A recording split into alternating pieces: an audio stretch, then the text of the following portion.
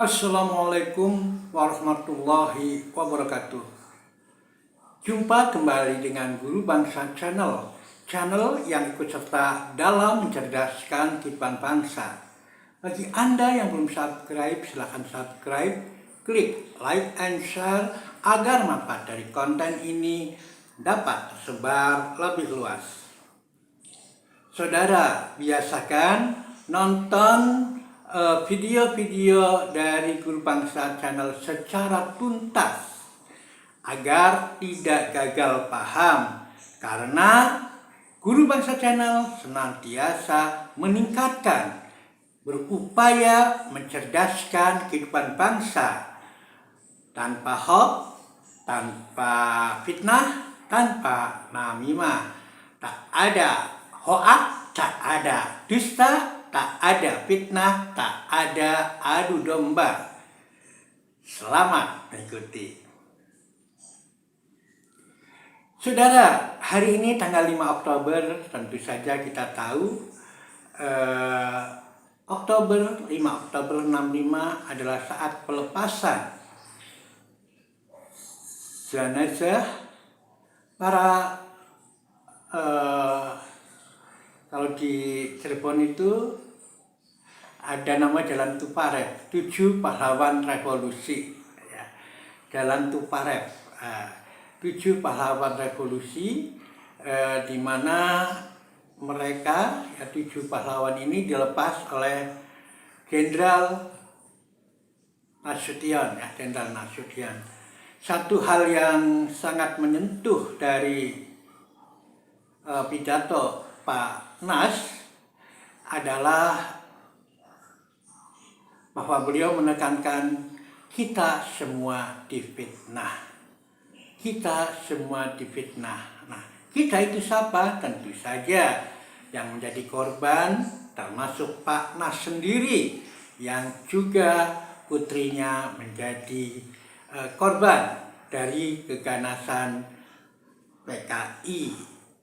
Kita tentu tahu itu yang dilakukan PKI sangat kejam, kita sangat yakin.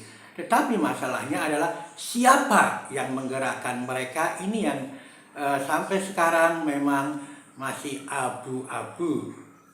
Tapi yang jelas dari pernyataan Pak Nas itu bahwa kita semua difitnah, para jenderal itu difitnah, Pak Nas difitnah, tentu saja ada yang memfitnahnya, ada yang ngompori untuk difitnah. Siapakah dia dan apakah dia termasuk orang yang berdiri atau berdiri dua kaki antara pemerintah dan NKRI dan Partai Komunis? Tentu saja itu terkait dengan track record yang pernah dijalaninya. Tapi yang pasti dari 65 itu yang mendapat keuntungan adalah Letnan Soeharto. Soeharto mendapatkan keuntungan luar biasa dari kejadian itu karena pada sejarah berikutnya tercatat ada surat 11 Maret, surat berita 11 Maret dan sebagainya yang berujung pada ada juga akhirnya adalah sidang istimewa MPR pada tahun itu. Nah, saudara sekalian, keuntungan Soeharto ini luar biasa, termasuk setelah dia menjabat, ditetapkan di sidang MPRS 66, dia juga mulai membuka apa yang disebut sebagai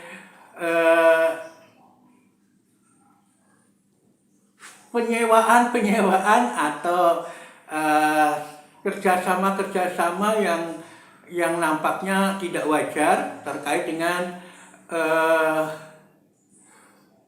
bumi beserta isinya, tumpah darah Indonesia beserta isinya, tambang, batu bara, dan berbagainya mulai dilaksanakan eksploitasi yang luar biasa dengan kontrak kerja yang disorot sebagai kontrak kerja yang tidak wajar. Nah, kontrak kerja tidak wajar ini tentu saja memberikan keuntungan tersendiri bagi penanda tangannya, dan itu tentu saja bisa dilihat dari bagaimana ya, para Orbais ya, karena mereka menganggap sebagai Orde Baru ini bisa meraup kekayaan sepanjang Orde Baru berkuasa. Nah, kita bisa bayangkan sesuai dengan apa yang disampaikan oleh Sumitro Joyohadikusumo, Begawan Ekonomi Orba, sekaligus juga besan dari Soeharto yang merupakan ayah dari Prabowo. Nah, kita lihat Sumitro berhasil untuk menggait berbagai investasi yang terkait dengan misalnya tambang dan sebagainya, yang sangat disorot itu adalah kontrak kerja yang tidak wajar. Nah, ini juga kita bisa lihat bagaimana keberhasilan dari para Orbais ini meraup pundi-pundi dolar di kantongnya, termasuk tentu saja adalah di keluarganya. Dan tentu saja kalau keluarga juga akan berimbas kepada anak-anaknya. Nah, kita bisa lihat dari Begawan Ekonomi dan penguasa Orde Baru betapa kayanya dari keluarga mereka, termasuk anak-anaknya. Anak-anaknya Soeharto sangat kaya, anak-anaknya Sumitro juga sangat kaya. Prabowo dan Harsimuning serta yang lainnya bukan orang-orang sembarangan, bukan orang-orang yang tidak kaya, tapi sangat kaya. Bahkan kalau kita lihat di mass media waktu itu di seputar reformasi, bahwa pasca reformasi ya, begitu selesai reformasi, Prabowo adalah bankir ketiga. Ya, Anda bisa bayangkan pada saat Orde Baru itu dilarang itu TNI untuk ABRI untuk berbisnis, tapi ternyata Prabowo bisa sebagai bankir ketiga terbesar dan juga kekayaannya luar biasa. Dari mana dan bagaimana tentu saja kita tidak tahu, tapi yang jelas bahwa pasca G30 SPKI yang paling diuntungkan adalah kelompok-kelompok kapitalis yang kemudian dikenal dengan nama mafia Berkeley ya, mafia Berkeley. Nah, ini tidak bisa menutup kemungkinan, dan ini harus tahu, anak-anak muda harus tahu, generasi muda harus tahu agar bisa menilai secara tepat masing-masing personal dalam konteks sejarah Indonesia dan dalam konteks pemiskinan negara yang ada. Sebab kalau benar yang dikatakan oleh Sumitro bahwa itu 30%, sekitar 30%, 30-40% itu bocor, maka kalau seandainya 1.000 triliun anggaran ya, APBN dari 67 sampai 98 itu adalah 1.000 triliun, maka paling tidak ada 400 triliun atau 300 triliun yang memang untuk bisa mereka kumpulkan. Tentu saja terbagi-bagi dalam berbagai pos. Nah, tapi yang jelas bahwa pasca Gestapo atau G30 SPKI, yang untung adalah kelompok kapitalis, dan itulah yang memang sejak dulu mengincar ya, ingin menjatuhkan Bung Karno yang memang memiliki slogan kemandirian, tidak mau negara ini dikuasai oleh negara lain, itu memang sangat wajar kalau mereka ingin menjatuhkan bekerja sama dengan oknum-oknum yang ada di dalam negeri yang berdiri di atas dua kaki. Kaki kanannya kemana, kaki kirinya kemana, itu yang boleh jadi merupakan aktor-aktor pengatur dari G30 S4KI. Sedangkan Cakrabiwarawa, Kolonel Untung hanyalah pelaku-pelaku di lapangan, hanyalah eksekutor-eksekutor lapangan yang memang telah dipersiapkan. Dan siapa yang dekat dengan Kolonel Untung, siapa yang dekat dengan Cakrabiwarawa, tentu saja sejarah itu sudah mencatatnya. Yang jelas, tanggung jawab kita adalah bagaimana memberikan penjelasan yang benar terhadap generasi mendatang. Kita mempunyai tanggung jawab untuk bisa menjelaskan yang benar.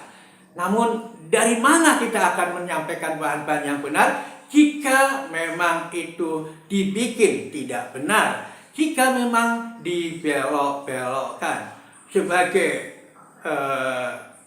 indikator bahwa sebetulnya Soeharto bukanlah memperjuangkan untuk yang selama ini adalah kaum muslimin yang melawan benar-benar dengan PKI, Masumi diganyang, organisasi masa Islam diganyang, HMI dibubarkan dan sebagainya. Nah, itu betul-betul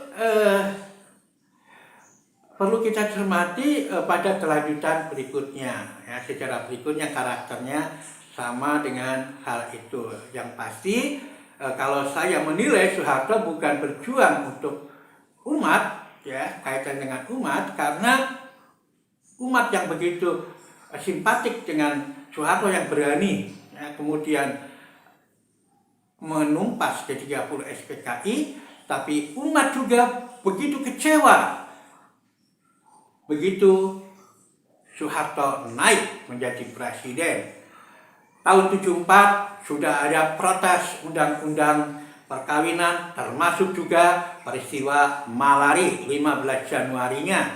Kemudian dari 74 itu banyak sekali kegiatan-kegiatan atau peristiwa-peristiwa yang sangat menyentuh hati kita sebagai bangsa, karena banyak korban-korban yang jatuh tanpa persidangan yang wajar, ya. Sebut saja di sini ada 74 hal itu, 78 kaitannya dengan kaitannya dengan TAP MPR nomor 2 yang terkait dengan kepercayaan, dan itu banyak korban-korban termasuk teman-teman, ya, mahasiswa, juga terkait dengan kemudian 78 itu puncaknya acara normalisasi kehidupan kampus. Normalisasi kehidupan kampus, banyak saudara-saudara kita mahasiswa yang potensial yang ditembaki, ya. Kemudian 78 seperti itu undang-undang kaitannya dengan NKK di bidang pendidikan dan juga di bidang keagamaan, adanya undang-undang, adanya TAP MPR nomor 2 yang kemudian berkembang pada tahun berikutnya adalah Azas Tunggal, ya. Dari Azas Tunggal ini berkembang juga ada peristiwa Tanjung Priok yang di Brondong, Waduk Nipah, Cililin, dan juga ada peristiwa berikutnya adalah peristiwa yang hampir mirip-mirip dengan peristiwa Wadas, adalah peristiwa Waduk Gedung Ombo, ya, itu rentetan yang bahkan peristiwa Gedung Ombo ini disatir dalam teater Salahuddin yang menampilkan dengan judul Dajjal. Wah, itu indah banget, saya sangat terkesan dengan adegan yang menggambarkan rakyat ini diperbudak, rakyat ini dijadikan kuda tunggangan. Yang nunggang salah satu putri dari penguasa dan salah satu menteri. Nah, kebetulan saya kenal pemerannya, jadi sering menyebutnya dia sebagai figur yang diperankannya. Ya. Jadi di situ pemeran-pemeran itu dijadikan kuda dengan ikatan gadung yang begitu besar yang menjerat mereka, dan itulah rakyat Indonesia yang ditunggangi untuk kepentingan yang ada di atas. Itu sebuah satir yang sangat luar biasa. Dari situ, dari Kedung Ombok, kebetulan kisah Kedung Ombok juga saya abadikan dalam puisi saya yang kita bacakan, yang kita bahas di Lingkar Studi Sastra Muda di Yogyakarta. Waktu itu diterbitkan di Eksponen, ya. Mereka bermimpi. Ya, jadi tentang Kedung Ombok itu. Jadi saya sudah terlibat tahun 80 di dalam pergulatan itu, jadi saya tahu. Nah, begitu 78, 84 Tanjung Priok, juga berbagai kasus yang ada di Indonesia, mulai menginjak tahun 90-an adalah Petrus. Nah, ini banyak yang kemudian dari kelompok-kelompok kiri yang mulai juga ikut bersuara. Sebelumnya tidak, karena sebelumnya adalah terkait dengan umat Islam, undang-undang perkawinan, kasus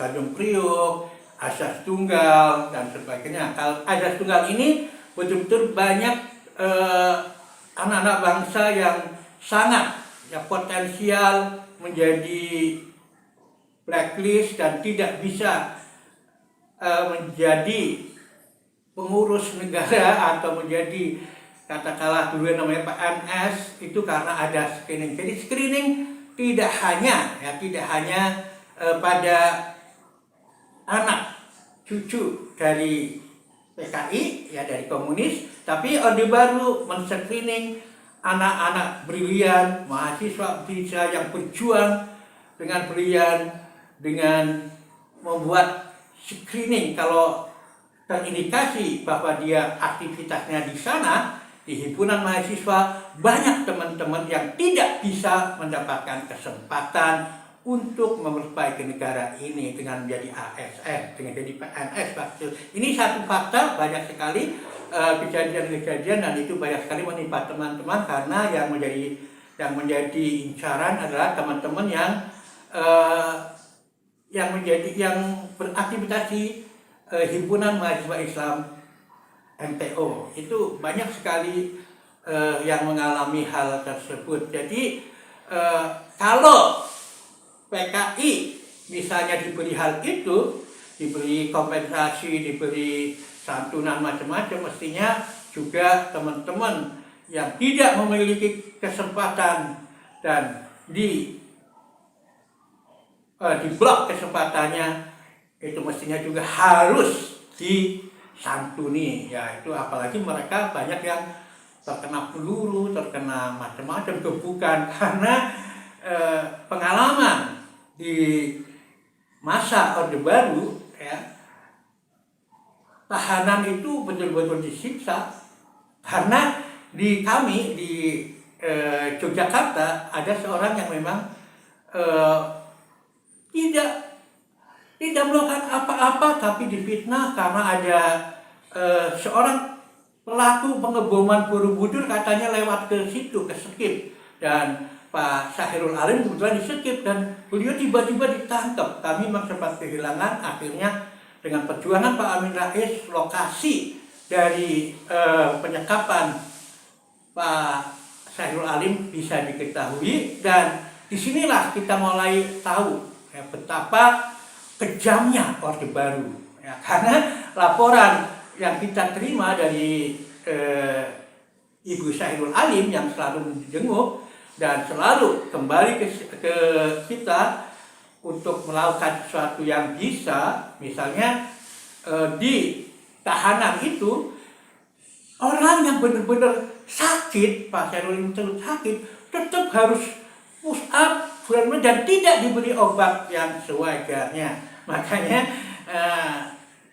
waktu itu kita dengan teman-teman mengumpulkan obat-obat dari dokter, ya, yang obat-obat sampel dari dokter yang itu kita bisa selundupkan. Jadi terima kasih itu pada teman-teman yang juga mendrop tentang obat-obat itu. Jadi banyak yang tidak tahu memang, dan bagi saya yang tahu betul betapa kejamnya Orde Baru. Ya, jadi ini yang tidak mungkin tidak, kita harus bisa membedakan, ya, mana kelompok yang berjuang untuk umat dan mana berjuang untuk kepentingan mereka sendiri. Nah, ini yang saya sampaikan saat ini adalah yang terjadi sepanjang saya memang mengikuti di masa Orde Baru. Nah, jadi kalau dilihat yang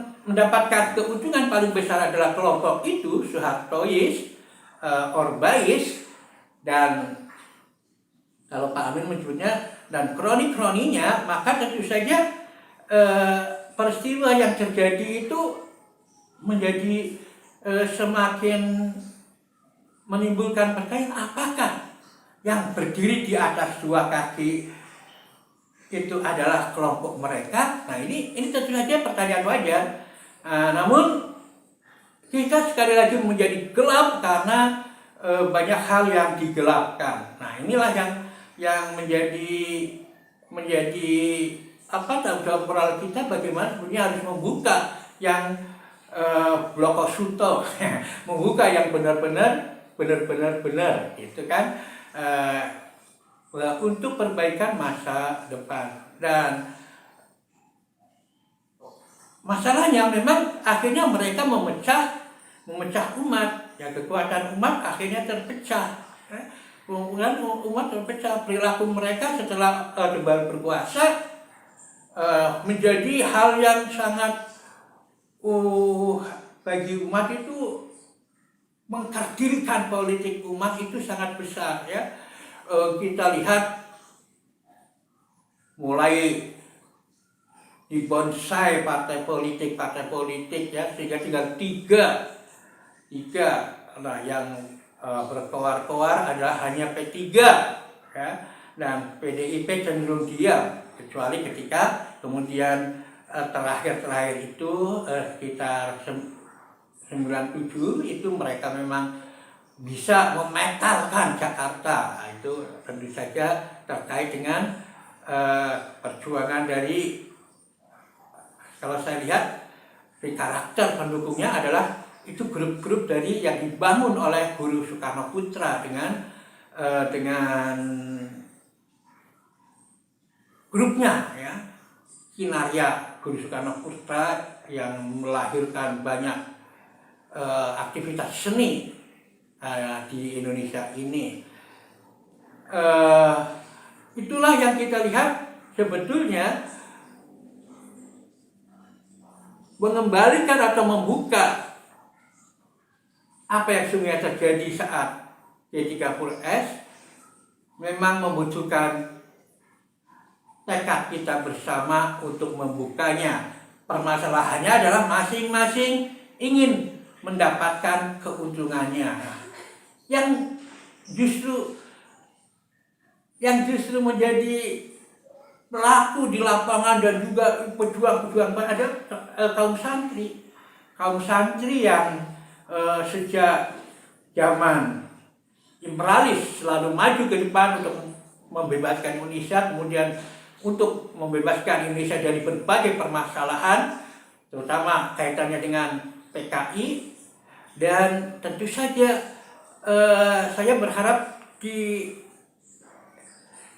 kedepannya kelompok santri ini benar-benar harus memiliki niatan yang sangat lebih bulat. Jangan percaya pada kelompok-kelompok yang memang mereka itu, ya begitulah, kelompok-kelompok katakanlah munafik itu memang ya sangat begitu, menggunakan jargon-jargon Islam tapi untuk kepentingannya, yang saya sebut dalam visi saya sebagai banyak yang menjubah malaikat untuk menutupi birahi kekuasaannya.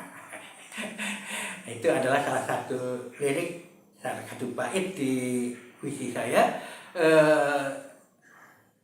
Dengan ini sekali lagi, dengan 5 Oktober kita mengingat pesan Pak Nas ya, yang sangat menyentuh bahwa kita difitnah.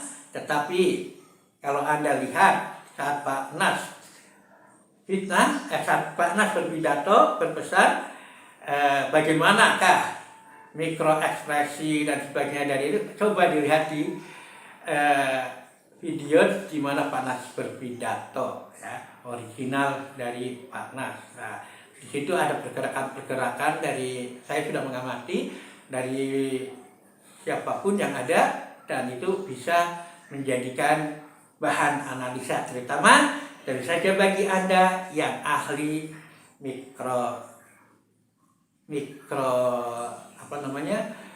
ekspresi, mikroekspresi. Nah, mudah-mudahan hal ini mengingatkan kita semua, dan mudah-mudahan kita bisa membongkar ya, sehingga bangsa ini benar-benar bisa berjalan di atas rel sesuai dengan keinginan dari para founding fathers, yang memang mereka itu sangat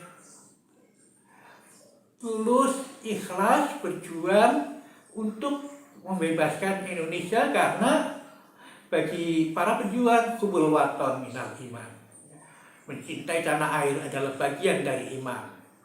Dan mereka yang mengambil bukan haknya dengan korupsi dan sebagainya, tentu saja adalah mereka yang berkhianat pada cinta tanah air. Mudah-mudahan bermanfaat. Assalamualaikum warahmatullahi wabarakatuh.